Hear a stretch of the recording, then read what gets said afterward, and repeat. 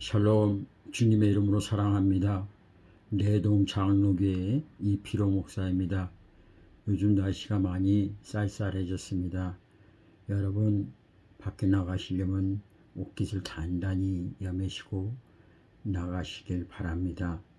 우리의 인생도 마찬가지입니다.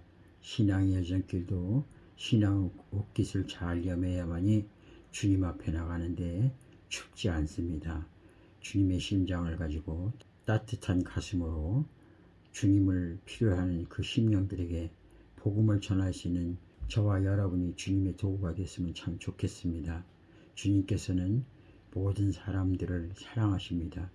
그러게 먼저 믿은 우리를 통해서 그 사랑을 전하기를 소망합니다.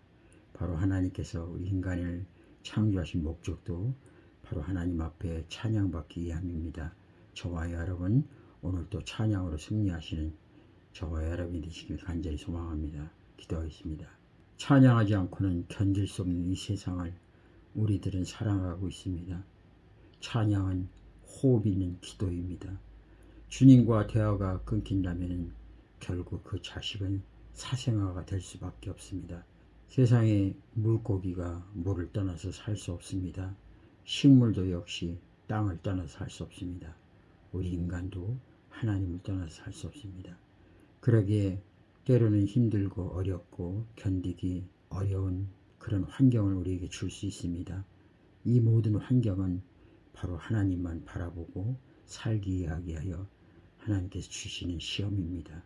우리 모두 다 같이 시험을 잘 통과해서 주님 날아가는 날까지 시험당하지 않고 고통당하지 않고 행복한 삶으로 주님 앞에 찬양하며 나아가기를 우리 원합니다. 주님, 우리 믿음의 식구들 도와주시옵소서. 내 생각과 내 방법과 내 힘으로 하지 않게 하시고 오직 주님만 바라보고 주님만 의지하고 주님만 찬양하시는 우리 하나님의 사람들이 되게 하여 주시옵소서. 오늘도 목마른 자 있습니까? 주님 앞에 나가십시오. 배고픈 자 있습니까? 주님 앞에 나가십시오. 병든 자가 있습니까? 주님 앞에 나가십시오. 주님 앞에 나가면 모든 문제가 다 해결됩니다. 먹고 마시고 입고 그것으로만 살아가는 것이 아닙니다. 우리 인간은 하나님께서 창조하실 적에 하나님 말씀으로 살아갈 수 있도록 창조됐기에 주여 우리 믿음의 식구들 이 말씀 떠나지 않고 주야로 찬양하는 하나님의 사람들이 되게 하여 주시옵소서. 감사하며 예수님의 이름으로 기도합니다. 아멘. 오늘 하나님께서 우리에게 주시는 말씀 봅니다. 고린도 후서 5장 10절 말씀입니다. 제가 하나님 말씀을 봉독해 올립니다. 이는 우리가 다 반드시 그리스도의 심판대 앞에 나타나게 되어 각각 선악간에 그 몸으로 행한 것을 따라 받으려 함이라. 아멘. 사도 바울은 이 땅의 것보다 하나님 나라를 소망했습니다. 육신의 것보다는 하나님 나라 일을 하길 원했습니다. 그래서 그는 열심히 특심이 되어서 하나님의 아들 예수 그리스도를 알지 못하고 오히려 그가 하나님을 모독하는 신성모독이라는 그런 죄명으로 미워하게 되었습니다. 왜 그럴까요? 어찌 인간이 하나님이 될 수 있다는가?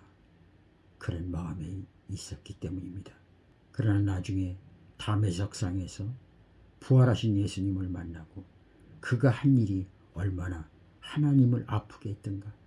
하나님을 위해서 몸부림친다고 했던 그 모든 일들이 하나님 가슴에 못을 박는 하나님의 아들을 십자가에 죽이는 일, 그 일에 앞서서 그 일에 대장이 돼서 그 일을 했으니 얼마나 후회가 막심하고 천번 만번 죽어 마땅할 죄인 주님께서 사랑하셔서 이방 사람들에게 복음을 전하시는 사도를 세웠으니 이 또한 얼마나 감사한 일인가.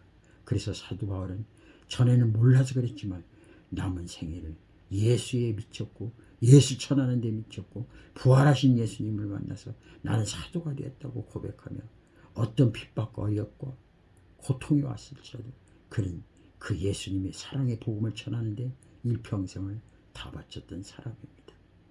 그가 이 땅에서 복음을 전하고 사명 감당하는데 때로는 힘들고 어려움이 많았습니다. 죽을 고비도 여러 번 넘겼습니다. 심지어는 사랑으로 몸으로 키운 그 고린도 교인들의 한 영혼 한 영혼 자식같이 생각했던 그 영혼들을 통해서 마음이 아픈 소리를 듣습니다. 사도성에 대해서 의심합니다. 헌금에 대해서 이러쿵저러쿵 말이 많습니다. 사도 바울은 견딜 수가 없었습니다. 그럼에도 불구하고 그들에게 바로 직접 찾아가 이러쿵저러쿵 따지기보다는 하나님 내 마음 아시죠? 내가 그들을 얼마나 사랑하는지 그 마음으로 고린도 교인들에게 편지를 썼습니다. 그들의 잘못된 부분들은 과감하게 책망을 했고 그들을 바른 길로 인도했습니다. 나중에는 그들이 회개하고 주님 품으로 돌아오는 그런 아름다운 열매를 맺게 되었습니다. 그 일을 하는 데 있어서 배신감 같은 그런 고린도 교인들을 통해서 너무 마음이 아파서 차라리 이대로 천국에 갔으면 좋겠다 그런 생각도 가졌습니다. 처음에는 주님 오시기를 기다렸지만 주님은 오시지 않고 고통은 계속되고 복음을 전하는데 아픔과 힘들과 어려움과 배신, 시기, 질투 여러 가지가 그를 괴롭혔습니다. 그래서 사도 바울은 주님이 오시지 않으면 얼른 빨리 내가 먼저 주님 앞에 갔으면 좋겠다. 그런 간절한 사모한 마음이 있었습니다. 그러나 나중에 하나님 앞에 섰을 때 오늘 말씀처럼 심판대 앞에 선다는 것을 알게 되었습니다. 주님께서 맡겨준 그 사명, 이 땅에서 복음 전하는데 그 일을 잘했는지 잘못했는지 마치 한 달란트 받은 사람이 땅속에 묻어두는 것처럼 그리고 5달란트, 10달란트 받은 사람들의 그 결과를 알게 되었고 그렇다면 내가 이 땅에서 주님이 부르시는 그날까지 살아도 주를 위해 죽어도 주를 위해 헌신하며 살겠다고 다짐하는 사도 바울이 되었습니다. 그래서 오늘 나에게 고난과 아픔과 핍박과 조롱이 올지라도 그날을 해서 아버지 앞에 심판대 앞에 서는 그날 앞에 설 때까지 이 복음 전하겠다고 그리고 아버지 앞에 나가 칭찬받겠다. 의에 멸류관 생명을 멸류관을 받겠다는 그날을 위해서 오늘 헌신해 왔던 사도 바울입니다. 그러기 오늘 우리에게 말씀합니다. 이는 우리가 다 반드시 그리스도 앞에 어디에 심판대 앞에 나타나게 될 거라는 겁니다. 그럼 주님께서 각각 우리가 선과 악을 행한 그 모든 일, 몸으로 행한 모든 것들을 따라서 심판이 있을 거라는 주의 말씀을 우리에게 들려줍니다. 물론 예수 믿고 구원받습니다. 구원받는 것은 확신합니다. 그러나 구원받은 자에게도 심판이 있다는 것을 아셔야 합니다. 어떤 심판인가요? 주님이 맡겨준 사명 잘 감당했는가 못했는가 거기에 대한 심판이 있습니다. 사랑하는 우리 믿음의 식구 여러분, 다시 한번 말씀드리지만 구원은 받았지만 평가와 판단은 반드시 있다는 겁니다. 이를 위해서 사도 바울은 주님의 날을 사모하며 탄식하며 살아야 한다고 우리에게 이야기하고 있습니다. 그 탄식함으로 살았을 때 아버지 앞에 나왔을 때 의의 면류관을 받으라는 그 사모한 신앙을 가지고 이 땅에서 살아야 한다고 고백합니다. 그러게 절대 보이는 것을 따라 살지 말고 보이지 않는 것을 따라 사는 삶이 바로 믿음의 삶이라고 우리에게 이야기해 줍니다. 바울이 그 고통과 어려움과 핍박 속에서도 끝까지 견딜 수 있었던 것은 보이지 않는 세상에서 새로운 삶을 멋지게 시작하기 위하여서 보이지 않는 것을 믿음으로 믿고 살아가는 자에게는 더 이상 보이는 것으로 인하여 나의 가는 길에 걸림돌이 되지 않는다는 것을 사도 바울은 우리에게 말씀해 줍니다. 왜? 우리는 보이지 않는 것, 주님의 나라를 바라보며 살기 때문에 우리에게 중요한 날은 바로 오늘 그리고 심판대 앞에 서는 그날, 이 두 날뿐입니다. 사랑하는 우리 믿음의 식구 여러분, 이 가을에 시 한 편을 소개해드리고 싶습니다. 장석주의 대추 하나리라는 시입니다. 이가 신앙을 가졌든 안 가졌든 저는 중요하게 생각하지 않습니다. 중요한 것은 이 사람 마음속에 어떻게 이런 시가 나올 수 있을까? 우리 신앙인들도 이 시를 바라보면서 하나님 앞에 나와의 관계를 한번 보았으면 좋겠다는 그런 마음으로 시를 한번 읽어드립니다. 대추 한알 장석주. 적에 저절로 붉어질 리는 없다. 저 안에 태풍 몇 개, 저 안에 천둥 몇 개, 저 안에 벼락 몇 개, 저 안에 번개 몇 개가 들어있어서 붉게 익힌 것일게다. 저게 혼자서 둥그러질 리는 없다. 저 안에 무설이 내리는 몇 밤, 저 안에 땡볕 두어 달, 저 안에 초승달 및 날이 틀어서서 둥글게 만드는 것일게다. 대추야, 너는 세상과 통하였구나. 이 장석주 시인은 아주 작고 흔한 과일 그 대추를 보면서 이렇게 평했습니다. 참 멋진 시라고 생각이 되어지고, 우리 신앙인들도 대추 하나처럼 이렇게 익어가야 될 것이라는 생각이 되어집니다. 대추는 과일 중에서도 크게 사랑받지 못하는 과일입니다. 기껏 제사상에서나 대접받는다고나 할까. 그런 대추를 두고 가만히 관찰하면서 따져보면 너무나 좋은 컷이 많은 과일입니다. 혼인날 패백상에도 빠질 수 없는 과일입니다. 또 약방에 감초처럼 한약을 지을 때도 거의 들어간다고 합니다. 대추 효능은 무궁무진합니다. 성인병, 노화, 빈혈을 예방하고 항암작용도 있고 면역력 향상도 시킨다고 합니다. 이뿐만 아니라 장 건강과 수족 냉증과 불면증에도 좋다고 하니 이쯤 되면 만병통치약이 아닌가 싶습니다. 옛부터 대추를 보고 먹지 않으면 늙는다고 했으니 대추에는 젊어지는 묘약까지 들어있나 봅니다. 옛사람들이 대추 하나로 점심 요기까지 한다고 했으니 영양면에서도 탁월한가 봅니다. 사랑하는 우리 믿음의 식구들 여러분 모두가 이 땅에서 대추 같은 사람이 되었으면 참 좋겠습니다. 보일 듯 보이지 않고 없는 것 같으나 늘 제자리에서 소금과 빛의 역할을 감당하는 그런 사람, 능력으로는 하늘을 찌를 듯한 교만함이 있는 것 같으나 행함에 있어서는 겸손한 그런 사람, 예수님을 닮아가는 그런 사람, 바로 당신과 내가 그런 사람이었으면 참 좋겠습니다. 내 주를 가까이 하게 함은 십자가 짐 같은 고생이나 내 일생 소원은 늘 찬송하면서 주께 더 나아가기 원합니다.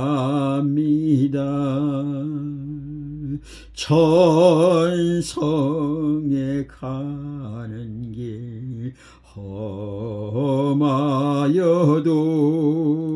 생명길 되나니 은혜로다. 천사 날 부르니 늘 찬송하면서 주께 더 나아가기 원합니다. 야곱이 잠 깨어 일어난 후 돌단을 쌓은 것 구원받아서 숨질 때 되도록 늘 찬송하면서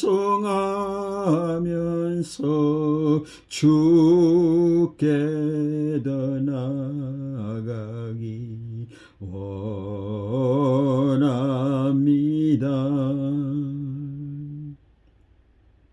사랑의 주님, 주님께서 나에게 맡겨진 이 사명 감당하는데 때로는 힘들고 지치고 고달프고 외롭고 견딜 수가 없는 아픔과 통증으로 이 가는 길 한 걸음 한 걸음 너무나 고통스러워. 아버지, 언제 주님이 오실지 모르지만 주님 오신다 약속할 그날 기다리며 하루하루 아픔과 고통을 이겨나가지만 견딜 수가 없어. 너무나 견딜 수가 없어. 주님, 더 이상 믿음이 식기 전에 내 가슴에 뜨거운 열정과 사랑이 더 식어지기 전에 주님 앞에 갔으면 좋겠습니다. 그런 사도 바울의 고백처럼 나의 고백도 그런 적이 있었습니다. 그러나 이렇게 한 달란트 받은 것을 땅에 묻었다가 다시 꺼내서 주님 앞에 나간다면 아버지의 심판대 앞에 나가서 무슨 면목으로 주님의 얼굴을 배울 수 있겠습니까? 구원받고 끝이 아니라 구원받은 우리 믿음의 사람에게도 반드시 심판이 있다는 것을 오늘 말씀을 통해서 알았습니다. 주님, 오늘 주어진 하루 심판대 앞에 서는 그날을 위해 불사르겠습니다. 어느 신학자의 고백처럼 이 몸이 녹슬어서 없어지는 것보다 복음 전하는데 닳고 또 닳아서 없어지겠다고 그렇게 고백했던 것처럼 이 땅에 맡겨준 사명, 주님 오시는 그날까지, 아니 주님 부르시는 그날까지 사명 잘 감당하고 주님 앞에 나갔을 때 의의 면류관, 생명의 면류관을 받겠다고, 오늘도 살아도 주리에 죽어도 주리에 헌신하며 살겠다고 다짐하는 하나님이 사람이 되게 하여 주시옵소서.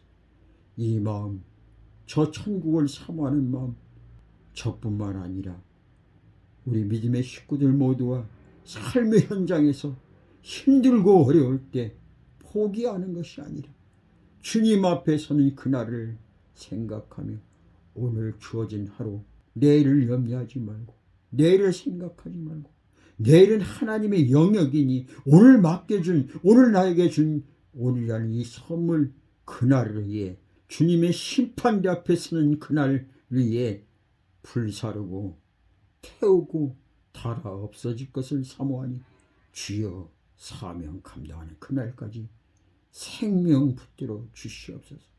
그래서 하나님 앞에 나갔을 때 착하고 충성된 종아 참 잘했도다, 착하고 충성된 종아 참 잘했도다 칭찬받으시는 우리 모두가 되게 하여 주시옵소서. 감사합니다. 예수님의 이름으로 기도합니다.